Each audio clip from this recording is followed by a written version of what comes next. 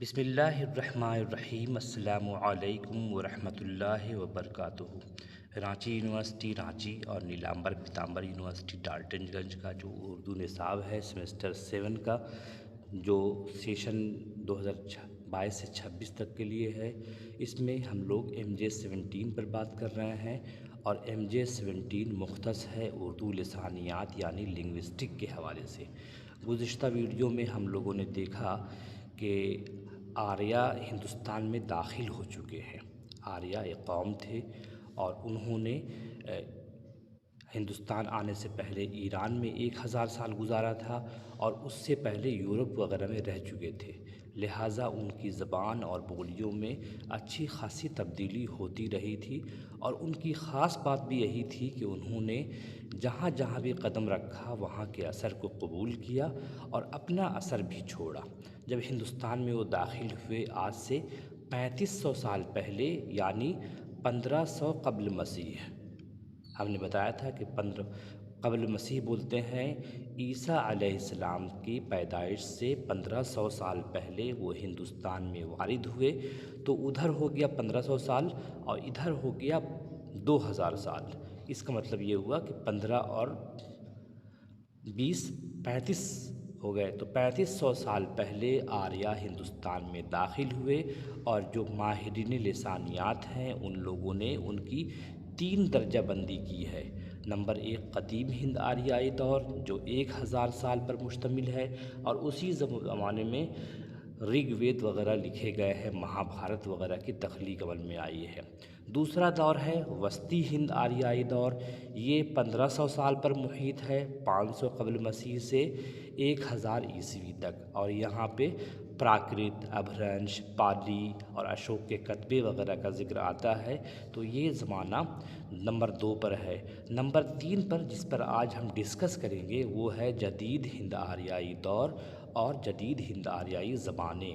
تو ہم دیکھیں گے آج کی ویڈیو میں کہ جدید ہند آریائی دور میں کس کس طرح کی زبانیں تھیں، کون کون سی زبانیں تھیں، اور لوگوں نے اس کی درجہ بندی کس طرح سے کی ہے۔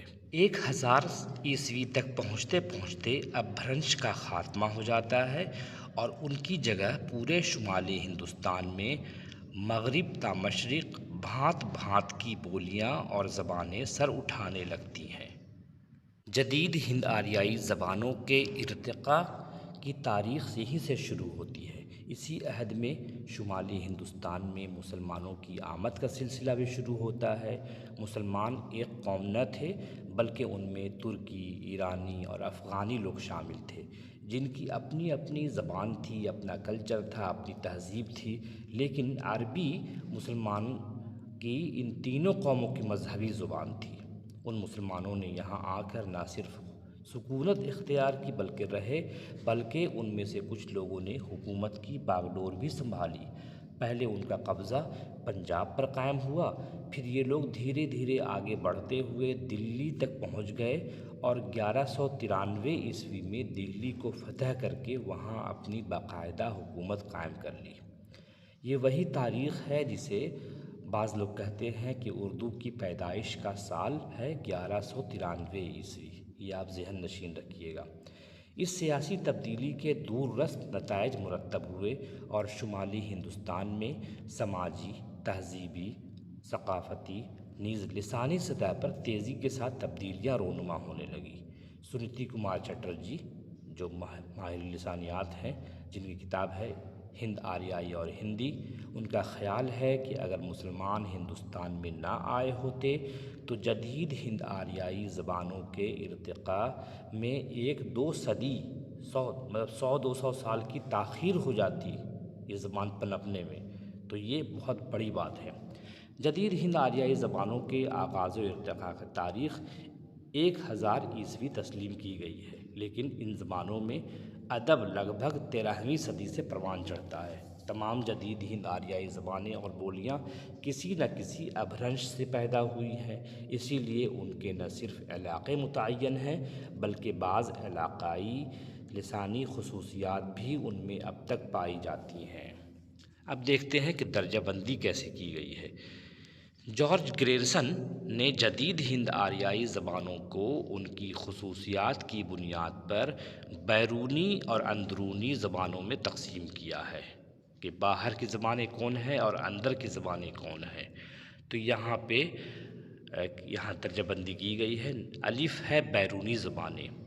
बैरूनी ज़बान जो बाहर बाहर बोली जा रही है, जिनका उर्दू से वास्ता कम है, उनमें क्या है? पंजाबी है, सिंधी है, मराठी है, आसामी है, बंगाली, उड़िया और बिहारी जो बोलियां हैं, 3 हैं, मैथिली, मगही और भोजपुरी। इनको उन्होंने बैरूनी में शुमार किया है। वस्ती में अवधी, बघैली और छत्तीसगढ़ी को शुमार किया है। ये सब बैरूनी वगैरह ज़बानें हैं। अंदरूनी ज़बानें किन को किया है? तो अंदरूनी ज़बान में मगरिबी हिंदी को आप याद रखिएगा, और मगरिबी हिंदी की इस्तिलाह आपको बार बार परेशान करेगी। मगरिबी हिंदी 5 बोलियों के मजमूए का नाम है, और वो 5 इलाके हैं। कौन कौन से हैं? खड़ी बोली, और खड़ी बोली का इलाका है दिल्ली और नवाहे दिल्ली, दिल्ली के आसपास है, और यहीं से उर्दू और हिंदी पैदा हुई है। नंबर 2 हरियाणवी है, हरियाणा वगैरह बोली जाने वाली ज़बानें हैं। ब्रज भाषा है, ये मथुरा में बोली जाने वाली ज़बान है। बुंदेली है, बुंदेलखंड में बोली जाने वाली ज़बान, और कन्नौजी है, शहर कन्नौज कानपुर के आसपास, फ़र्रुखाबाद के आसपास जो इलाके में बोली जाने वाली ज़बान है वो है। तो मगरिबी हिंदी हमारे यहाँ नज़दीक बहुत अहम है। आगे चलकर हम इस पर बहुत तफसील से पढ़ने वाले हैं कि मगरिबी हिंदी और उसकी बोलियाँ कौन कौन सी बोली है, क्या मुमासलत है, क्या है। तो मगरिबी हिंदी ये अंदरूनी ज़बान में है, और यही उर्दू का माखज़ भी है। और ख़ास तौर से खड़ी बोली जो बोलते हैं ना कि उर्दू दिल्ली और नवाहे दिल्ली में पैदा हुई, वो खड़ी बोली का इलाका है। उसके अलावा मशरक़ी पंजाबी है, गुजराती है, मारवाड़ी है, मालवी है, जयपुरी है, मेवाती है, भेली है, खानदेशी है। फिर एक ग्रुप किया गया है पहाड़ी बोलियाँ। पहाड़ी बोलियों में नेपाली है, गोरखाली है, गढ़वाली है, या शिमला के आसपास की बोलियां हैं, उनको शुमार किया गया है। तो आपका मेन है अंदरूनी बोलियों में मगरिबी हिंदी, और मगरिबी हिंदी में आप जानते हैं कि 5 बोलियों के मजमूए का नाम है, 5 इलाके हैं। वो हरियाणा से लेकर इधर कानपुर तक के इलाके को उन्होंने मगरिबी हिंदी का नाम दिया है। लिसानियाती खसूसियत की बुनियाद पर उनकी ज़बानें जो मिल रही हैं आपस में, ज़बान के हवाले से उनका जो रिश्ता मिल रहा है, इसीलिए उसको किया है। ये इसलिए दर्जाबंदी की है ताकि आप आसानी से समझ सकें कि उर्दू का माखज़ क्या है। पहले तो लोगों ने कहा कि आर्यन ज़बान उर्दू है। आर्यन में फिर आपने संस्कृत वो किया, संस्कृत का प्राकृत, फिर अपभ्रंश, और अपभ्रंश तक आते आते बाद में फिर जदीद हिंद आरियाई ज़बानों का इर्तिक़ा हुआ। तो उसमें जो मगरिबी हिंदी का इलाका है उसको आपने निशानज़द किया, और उसके बाद भी आपने कहा कि मगरिबी हिंदी की बोलियों में जो खड़ी बोली का इलाका है वो उर्दू का माखज़ है, यानी उर्दू यहीं पैदा हुई है, उर्दू और हिंदी दोनों। इस पर आगे हम तफसील से बात करेंगे, उर्दू पहले या हिंदी पहले। फ़िलहाल हम लोग इस पर बात कर रहे हैं। जैसा कि ऊपर बयान किया जा चुका है कि शुमाली हिंदुस्तान में मुसलमानों की आमद और दिल्ली में उनकी हुकूमत साजी, यानी 1193 के बाद यहाँ के हिंदुओं और नववारिद मुसलमानों में मेल जोल पैदा हुआ। नववारिद मतलब नए आने वाले। इसी बाहमी मेल जोल और इख्तिलात की वजह से यहाँ एक नई तहज़ीब परवान चढ़ने लगी, और दिल्ली के आसपास एक नई ज़बान का ख़मीर तैयार होने लगा। मुसलमानों की ज़बान तुर्की और फ़ारसी थी। अरबी उनकी मजहबी ज़बान थी। जो मुसलमान पंजाब से आए थे उनकी ज़बान कदीम पंजाबी थी। उन तमाम ज़बानों का दिल्ली और नवाहे दिल्ली की बोलियों पर गहरा असर पड़ा, और नहायत तेज़ी के साथ उन बोलियों में अरबी, फ़ारसी, तुर्की और पंजाबी ज़बानों के अल्फाज दाखिल होने लगे। दिल्ली और नवाहे दिल्ली की ये बोलियाँ 1000 के बाद शोरसेनी अपभ्रंश से पैदा हुई थी। उन बोलियों में एक बोली खड़ी बोली थी जो दिल्ली के शुमाल मशरिक़ और मगरबी उत्तर प्रदेश के इलाक़ों में सर उठा रही थी। ये अगरचे एक कमज़ोर बोली थी और सिर्फ़ अपने ही इलाके तक महदूद थी, लेकिन बाज़ वजूह से उसे नौवारिद मुसलमानों की सरपरस्ती हासिल हो गई। चुनांचा ये चमक उठी और रफ्ता रफ्ता उसमें निखार पैदा होने लगा। यही खड़ी बोली हमारी आज की उर्दू की बुनियाद और अस्ल व असास है। बल्कि अगर ये कहा जाए तो बेजा ना होगा कि खड़ी बोली बन संवरकर उर्दू कहलाई। उर्दू के इब्तदाई नाम हिंदी, हिंदवी पड़े, फिर रेख्ता कहलाई और बाद में जाकर मौजूदा नाम उर्दू के नाम से पुकारी गई। जैसा कि पहले कहा जा चुका है कि हिंद आर्याई की इब्तिदा 1500 कबल मसीह में आर्यों की दाखिले हिंद से होती है। पहले हिंद आर्याई का कदीम दौर 1500 कबल मसीह से 500 कबल मसीह यानी पूरे 1000 साल तक कायम रहता है।